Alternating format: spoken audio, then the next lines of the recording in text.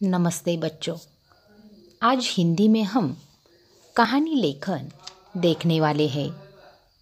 रूपरेखा के आधार पर लिखी हुई नीचे दी गई कहानी ध्यान से पढ़िए। कहानी को शीर्षक दीजिए और उससे मिलने वाली सीख भी लिखिए। कहानी के लिए दी गई रूपरेखा। राजू नामक लड़का पढ़ाई के प्रति लापरवाह, परीक्षा में अनुत्तीर्ण होने का डर, मित्र की सलाह, याददाश्त खो जाने का ढोंग करो। मित्र का राजू के पिता से राजू के सिर में चोट लगने की झूठी बात कहना, पिता द्वारा डॉक्टर को बुलाना, सही बात समझ जाना, इलाज के लिए सिर का ऑपरेशन करने की बात करना, राजू का डर जाना, सच बात कह देना, पिता की सीख, दिल लगाकर पढ़ना, उत्तीर्ण हो जाना सीख। तो इन मुद्दों के आधार पर अब हम कहानी लिखते हैं। पहले कहानी का शीर्षक देखो।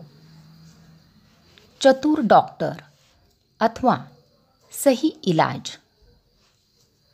राजू नाम का एक लड़का था। वह पढ़ाई के प्रति बहुत लापरवाह था। वार्षिक परीक्षा सिर पर आ गई थी। राजू को अनुत्तीर्ण होने का डर था, इसलिए वह किसी तरह परीक्षा से बचना चाहता था। राजू के एक मित्र ने उसे सलाह दी, तुम अपनी याददाश्त खो जाने का ढोंग करो। राजू को यह सलाह पसंद आ गई। उसने माँ को पहचानने से इनकार कर दिया। पिताजी उसके कमरे में आए तो वह बोला, कौन है आप? मेरे कमरे में क्यों आए हैं? चले जाइए यहाँ से। राजू के पिता घबरा गए। उन्होंने राजू के मित्र से पूछताछ की। मित्र ने बताया, राजू स्कूल में सीढ़ियों से गिर गया था। तब से वह अपनी याददाश्त खो बैठा है। राजू के पिता ने फौरन डॉक्टर को बुलाया। चतुर डॉक्टर को यह समझते देर न लगी कि राजू ढोंग कर रहा है। डॉक्टर ने राजू के पिता से कहा, इस लड़के के सिर में कुछ गड़बड़ हो गई है।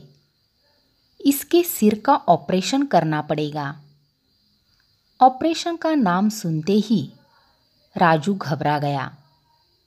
उसने सब कुछ कबूल कर लिया। उसने कहा, परीक्षा से बचने के लिए ही मैंने यह नाटक किया है। पिता ने राजू को समझाया, बेटा अब भी समय है। अगर तुम लगन से पढ़ोगे तो अवश्य उत्तीर्ण होगे। राजू ने पिता की बात मान ली। उसने मन लगाकर पढ़ाई की और परीक्षा में अच्छे अंकों से उत्तीर्ण हो गया। कहानी से मिलने वाली सीख।